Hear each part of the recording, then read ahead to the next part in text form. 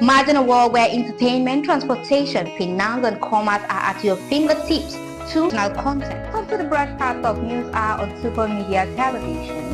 Welcome to the broadcast of World News on Super Media Television. Welcome to the broadcast of news across Nigeria on Super Media Television. This is Sport Daily on SUMTV. Good morning, Nigeria. This is the morning show from SUMTV. Super Cab, safe, convenient and affordable 24/7 transportation services across Jalingo and Taraba State.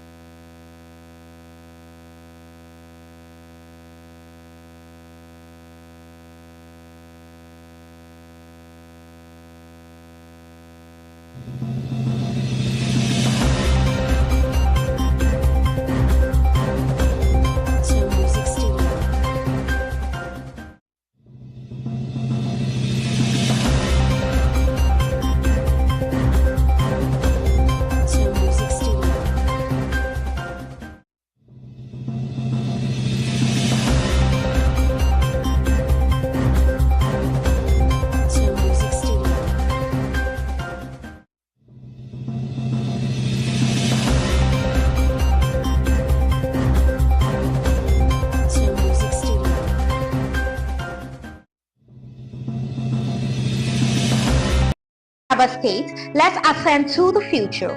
Imagine a world where entertainment, transportation, finance and commerce are at your fingertips 24/7. Welcome to the future. Taraba Business School and Taraba News proudly present a revolutionary lineup of products and services designed to transform your life.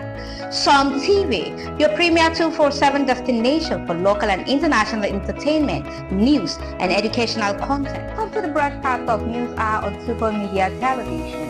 Welcome to the broadcast of World News on Super Media Television. Welcome to the broadcast of news across Nigeria on Super Media Television. This is Sport Daily on SUMTV. Good morning, Nigeria. This is the morning show from SUMTV. Super Cab, safe, convenient and affordable 24/7 transportation services across Jalingo and Taraba State.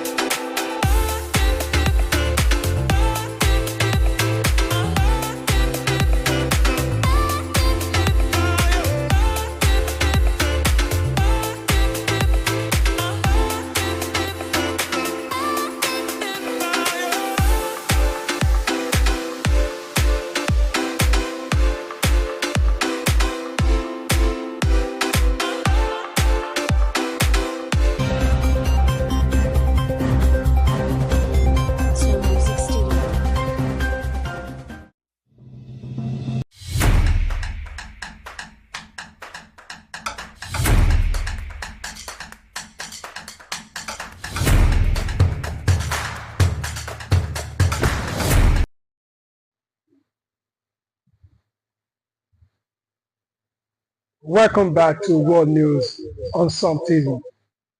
Congo and Rwanda says peace talk in Angola will not take place. A meeting between the president of Rwanda and Democratic Republic of Congo will not take place as planned on Sunday. Both countries said, dashing hopes of a deal to curb Congo's M23 rebel conflict that has displaced more than 1.9 million people. The event was meant to see a rare face-to-face meeting between the Central African leaders in Angola. While running negotiations have sought to ease tensions between the neighbors linked to the almost 23 M23 insurgency. The link to the almost 3-year M23 insurgency, expectations that a deal will be signed has raised hope of an end to a standoff that has further destabilized eastern Congo and fanned fears of a broader conflict in Africa's Great Lakes region, akin to two devastating wars between 1996 and 2003 that cost millions of lives. The cancellation of these tripartites is caused by refusal of the Rwandan delegation to take part, the government of Congo said in a statement. It said on Saturday, Rwanda has made the signing of the peace agreement conditional on Congo's holding direct talks with M23 rebels, which Congo rejected. Rwanda's foreign minister Oliver Nduhungirehe said the meeting had been postponed but made no further comments. The peace plan envisaged Rwanda's dismantling what it called its defensive measures in the conflict in exchange for Congo eliminating a Hutu rebel leader. The Democratic Forces for the Liberation of Rwanda, which has taken Tutsis in both which has attacked Tutsis in both countries. Congo, the United Nations, and others accused Rwanda of fueling the rebellion in North Kivu province by deploying its own troops and weapons to support M23, a group formed to defend the interests of Congolese Tutsis, the ethnic group to which Rwanda President Paul Kagame belongs. Rwanda denies this, just saying it has taken defensive measures and accuses Congo of recruiting FDLR militants to fight on its side. There were 3,000 to 4,000 Rwandan troops in Congo with de facto control over M23 operations, UN experts said this year. Syrian Christians attend services, schools reopen a week after Assad's overthrow. Members of Orthodox community of Latakia attend a Sunday Mass in Syria's coastal city. Syrian Christians attended regular Sunday services for the first time since the democratic overthrow of President Bashar al-Assad a week ago, in an early test of assurance by the new militant ruler that the rights of minorities will be protected. As the Islamic group Ayat Tahrir al-Sham ACS swept to power last week, it sought to reassure Syria's minority groups that their way of life would not be at risk. Before Assad fell, historic religious minority groups, including Christians, worshipped freely and some remained jittery at the prospect of an Islamic government. Streets in the heavily Christian Damascus neighborhood of Bab Toma filled with worshippers returning from church on Sunday morning, but some struck a note of caution. We are scared, said local resident Mahar Basar after attending Mass at the local Greek Melkite Catholic Church. Basar said she has barely left her home since ACS took over 1 week ago, though she said that nothing has happened to warrant her concerns, adding things are ambiguous. In the coastal city of Latakia, long and Assad stronghold, Lena Akras, a parish council secretary at the St. George Greek Orthodox Cathedral, said on Sunday that Christians have been comfortable under his rule in terms of freedom of belief, but they have just wanted to live in peace and harmony. Assad fall, like I say, happened all of a sudden, and we don't know what to expect. I should further say, thank God we received a lot of assurances, and we saw that members of the HL community reached out to our priest, she told Reuters. God willing, we'll return to our previous life and live in our beautiful Syria, Akras added. That is all for now on Syria. While we move to the disease, Venezuelan political prisoner son demands to see father's body. The son of a deceased Venezuelan prisoner has revealed that he led of his father's death through social media and was subsequently denied the opportunity to see the body. The prisoner, Jesus Rafael Alvarez, 44 years old, was arrested during protests that erupted following the disrupted presidential election in Venezuela on July 28, 2024. According to the Venezuelan Prison Observatory, Alvarez died in a maximum security prison in Carabobo on December 12, 2024.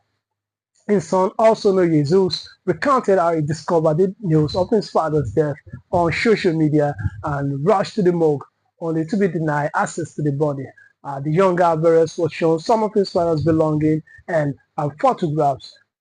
If he said, I don't know what the cause of his death was because they didn't give me a reason. They didn't give me a cause. The only thing they showed me of him was some belongings and a photo from the shoulder up. They didn't let me see the physical body. Alvarez told AFP. Alvarez's suffering extended beyond his father's death as both of his parents were arrested on the same day. He's now pleading with authorities to release his mother from prison. I asked for my mother's release because what else do I have left? I have a body left, of course, at this moment. I am claiming, but in life I have nothing else, he added. This incident marks the second death among the thousands of individuals detained in the aftermath of the controversial election, which saw President Nicolas Maduro claim victory for a third term. The election results have been widely disputed, leading to mass protests and a severe crackdown by security forces. Now, to the West African, to West Africa, we have the news coming that West African military state promised visa-free travel to rival bloc. In support of the alliance of Sahel states displays the flag of Niger and Mali. We also heard that the three West African states ruled by military leaders have announced visa-free travel and residency rights for citizens in the 15-member regional bloc ECOWAS ahead of the trial leaving the group. The leaders of the state, Burkina Faso, Mali, and Niger, said the visa residency decision have been taken in the spirit of friendship and to strengthen century ties among African people. The trial plans to withdraw from ECOWAS in January after refusing to yield to the bloc's demand to restore democratic rule. ECOWAS leaders are meeting in Nigeria to discuss the decision with fear their withdrawals would be a major blow to regional unity and efforts to boost economic and security cooperation.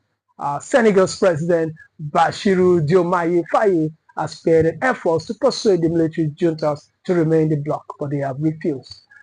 After a ministerial level meeting on Friday in Niger's capital, Niamey, the three states said in a joint statement that the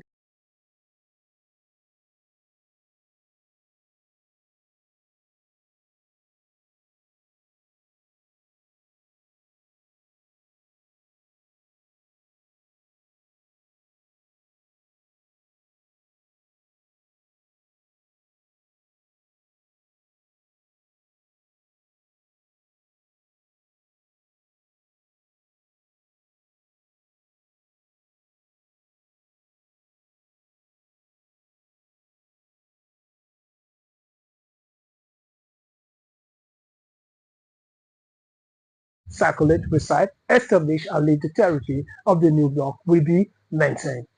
In statement was seen as signals to ECOWAS leaders that Burkina Faso, Mali, and Niger wanted to maintain good relations despite quitting the bloc. The three states gave notice to ECOWAS in January 2023 that they will withdraw in a year, meeting the deadline set by the bloc for states that decide to leave.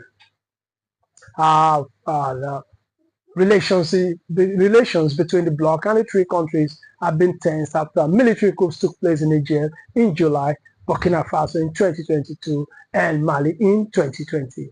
ECOWAS condemned the coups and suspended their membership, hoping they will restore civilian rule. But the coup leaders dug in their heels and have pivoted towards Russia. They accused ECOWAS of being too close to Western powers, increasingly relying on Russia to fight armed jihadists who are waging insurgency in the region. Now to the Horn of Africa, hunger, struggle, displacement. Over 4 million living in IDP camps in Somalia. Somalia, a country, the Horn of Africa, with a population of approximately 20 million, has experienced at least 4 million internal displacement, meaning around 20% of the population comprise internally displaced peoples. Most of these IDPs reside in IDP camps concentrated in major cities, contributing to the acceleration of urbanization. Many factors such as climate change, man-made destruction caused by political instability, extremist-led violent conflicts, and socio-economic issues have driven millions of Somalis from their homes. The history of displacement in Somalia begins with the breakdown of Somalia's central government in 1991. Somalia was ruled by a military administration for 21 years from 1969 to 1991. Because of frustrations stemming from power abuse and the lack of political engagement, many communal-based groups from then succeeded in overthrowing the military rule, leading to the complete collapse of Somalia's central government structure. Now, civil war broke out and the country fell into an isolated state in which lawlessness and violent conflict became commonplace, resulting in significant outward and internal displacement. In the 1990s, the number of people displaced because of the civil war was estimated to exceed 2 million. In 1992 alone, there were between 556,000 and 636,000 people in IDP camps. In 2006, 700,000 were estimated to be internally displaced. The situation dramatically deteriorated in 2011, a year marked by one of Somalia's worst droughts on record. The subsequent famine claimed thousands of lives and sent millions more fleeing in search of sustenance and better living conditions, again showing how Somali communities are very susceptible to both man-made and natural disasters. For a long period, Somalia has ranked among the countries with the largest number of IDPs in the world. In 2018 alone, Somalia was the fourth country with the highest number of IDPs due to conflict and violence. Indeed, the evidence over the last 5 years shows that the displacement situation is getting worse. Approximately 188,000 persons experienced fresh displacement in 2019, and by 2020, those figures have risen to 293,000. The figure nearly increased to 549,000 in 2021. Then, 621,000 people were displaced in 2022. There have been 673,000 new displacements as of 2023. An estimated 3.9 million Somalis were displaced by the end of 2023 as a result of the combined effect of economic instability, war, and climate change.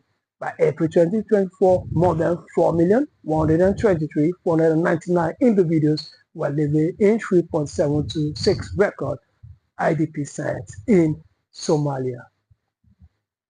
According to an EU top diplomat, no lifting of Syria sanctions until rights and unity are guaranteed.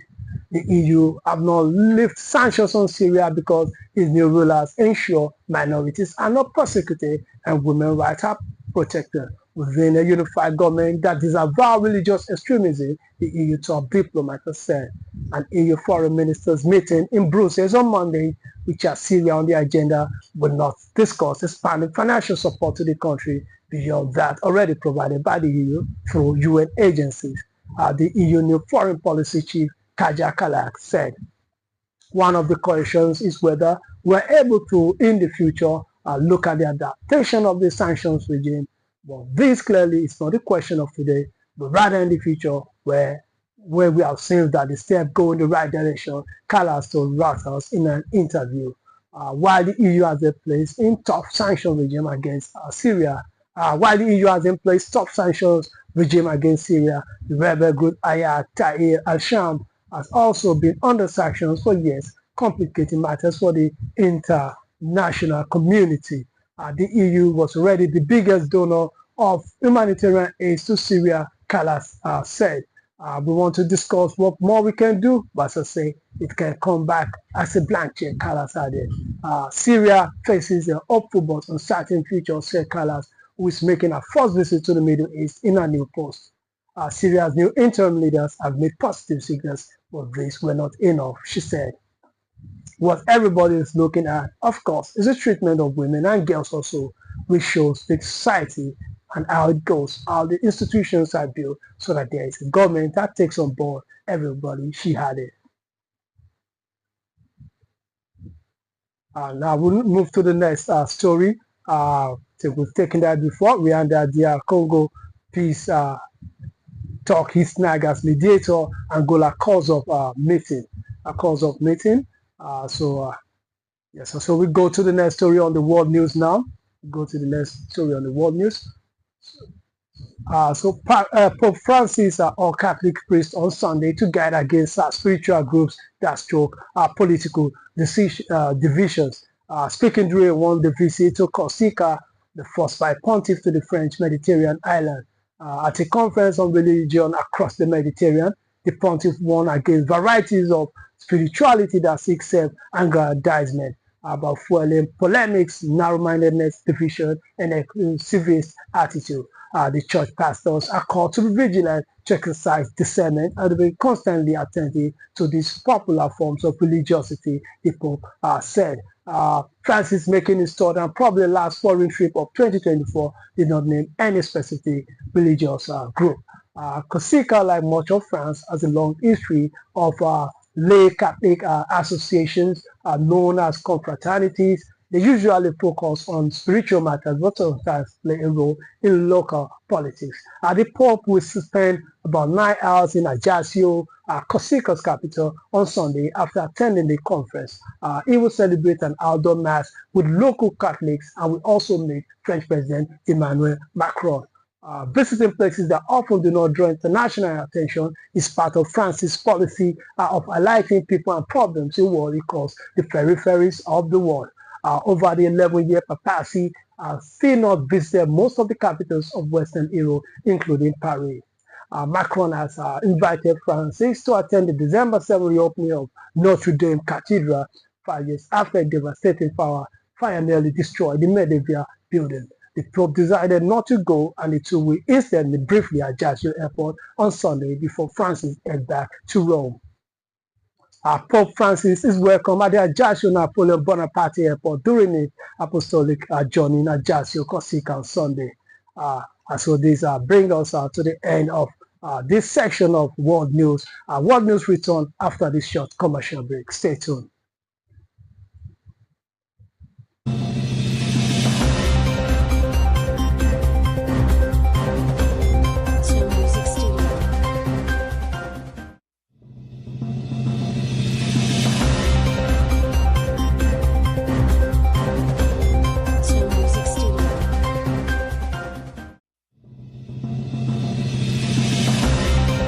Hey Taraba State, let's ascend to the future. Imagine a world where entertainment, transportation, finance and commerce are at your fingertips 24/7. Welcome to the future. Taraba Business School and Taraba News proudly present a revolutionary lineup of products and services designed to transform your life. SUMTV, your premier 247 destination for local and international entertainment, news, and educational content. Come to the broadcast of News Hour on Super Media Television. Welcome to the broadcast of World News on Super Media Television. Welcome to the broadcast of news across Nigeria on Super Media Television. This is Sport Daily on SUMTV. Good morning, Nigeria. This is the morning show from SUMTV. Supercab, safe, convenient and affordable 247 transportation services across Jalingo and Taraba State.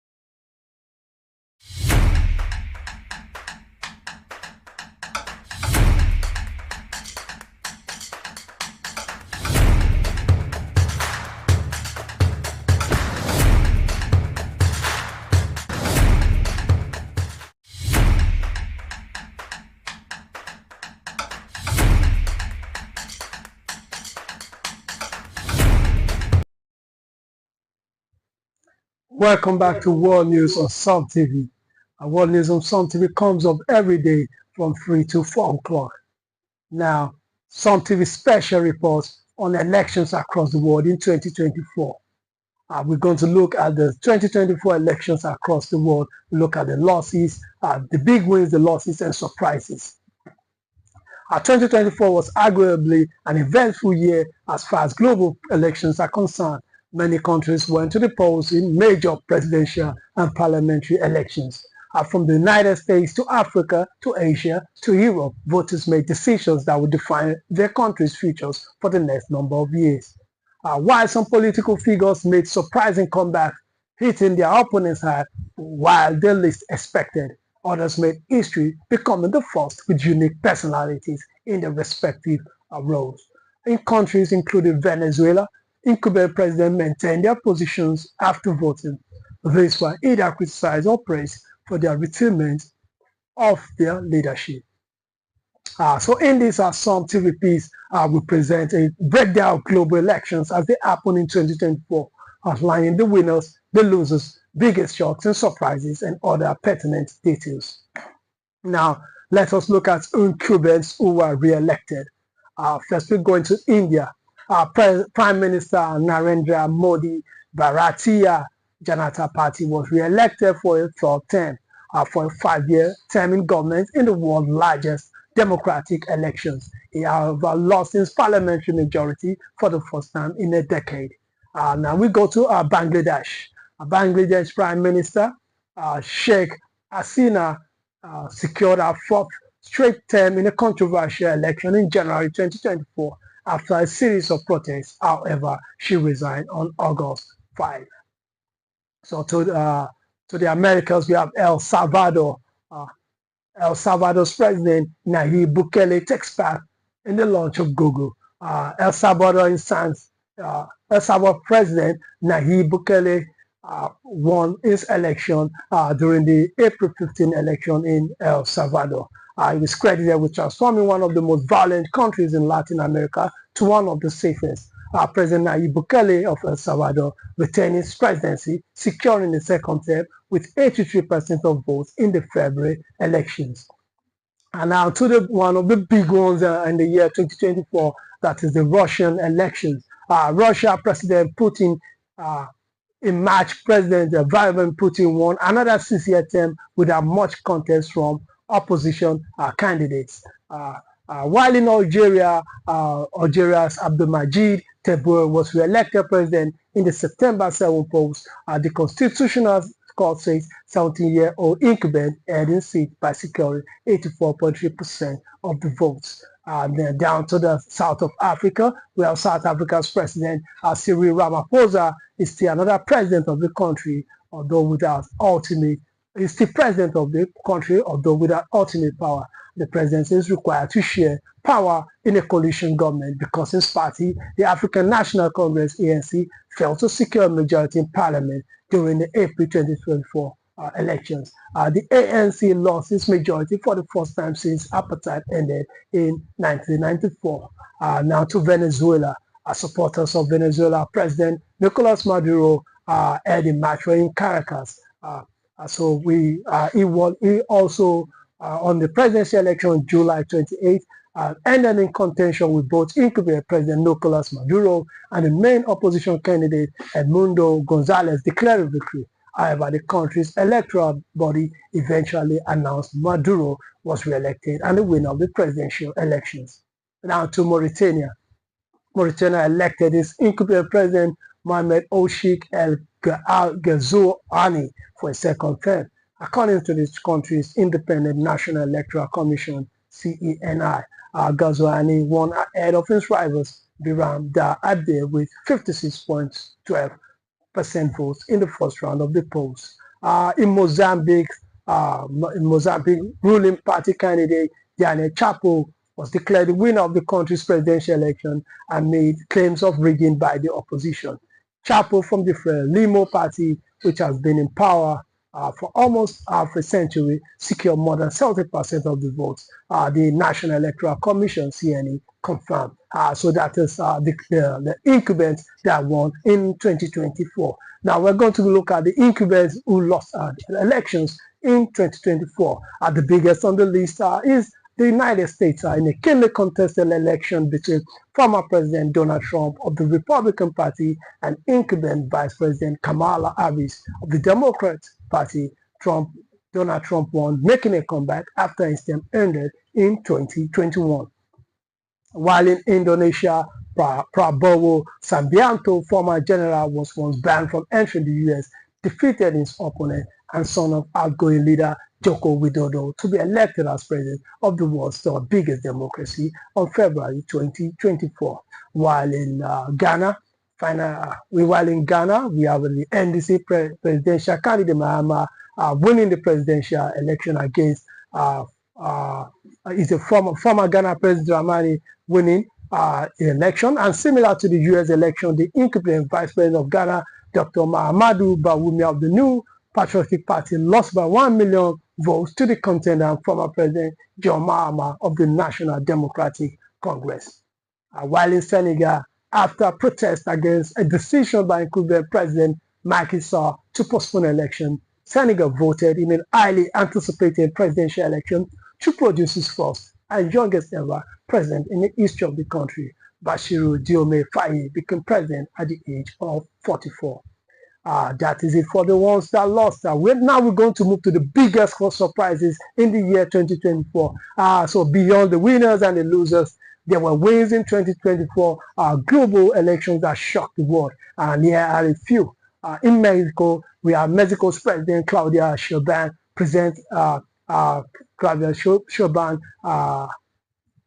become Mexico's first female president after a landslide victory in the country's biggest election so far.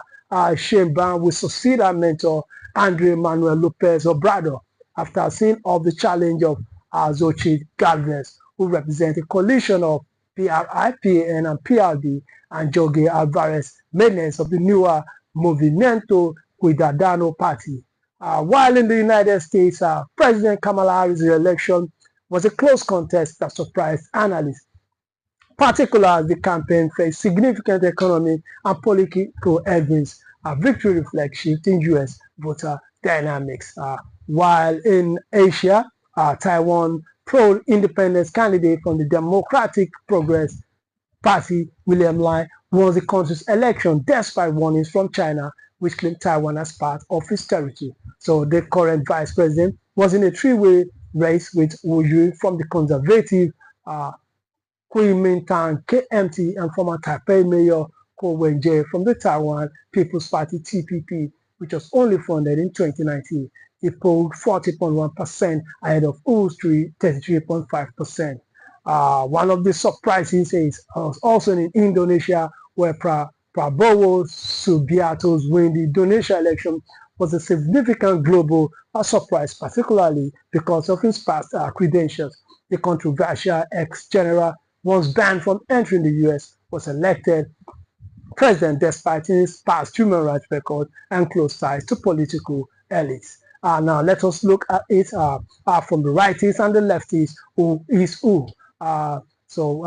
These political leaders either represent left wing, the left wing, or the right wing, that is the rightists, ideologies depending on their priorities. Now let's look at the leftists. Their ideologies focus more on equality and government support, while the rightist ideologies emphasize personal freedom, tradition, and limited government control. So we're going to hear at the breakdown of which leader represents which ideology among the elections that occurred in 2024. Also for the rightists, topping the list is Donald Trump of the United States of America. Is a rightist. He represents the Republican Party, which aligns with conservative and right-wing policies. Another one is Prabowo Subianto from Indonesia. He's also a rightist, known for his nationalist, military-focused platform and ties to conservative elements.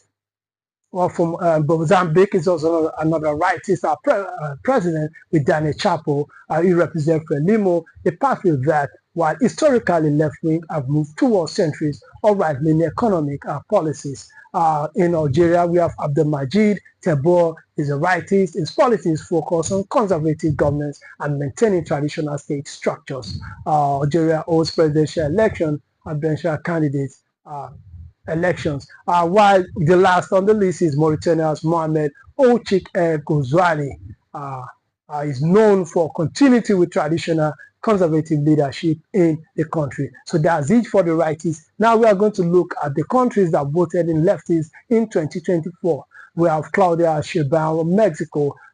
She represents Morena, a left-wing police parties with progressive and social welfare-focused policies. While in Ghana, John Mahama is a leftist. He represents the National Democratic Congress, a center-led political party focused on social democracy. We have William Lai of Taiwan, represent Democratic Progressive Party. They're also a leftist with champions progressive and pro-independent stances. In El Salvador, we have Nayib Bukele, who is a leftist, though his politics sometimes cross ideological lines as he has been associated with progressive reforms, particularly on security and social issues. In Bolivia, Luis Arce, as a leftist who continues the socialist legacy of his predecessor, Evo Morales, focusing on social welfare and anti-neoliberal policies. Then in South Africa, Cyril Ramaphosa is a leftist representing the African National Congress, historically aligned with social democracy and leftist policies. And we also have Nicolas Maduro, leftist, a staunch socialist who continues the policies of United Socialist Party of Venezuela. For Bangladesh, we have Sheikh Hasina, who is also a leftist known for her policies promoting social welfare and state-led development under Awali League. So that brings us to the end of the special reports on elections in 2024 on SUMTV. So that's all for this edition of World News. World News comes up every day at 3 p.m. from Super Media Television. You can also follow us on Facebook at SUMTV and on YouTube at Super Media TV. I am Abraham Manajoda. Thank you for joining us.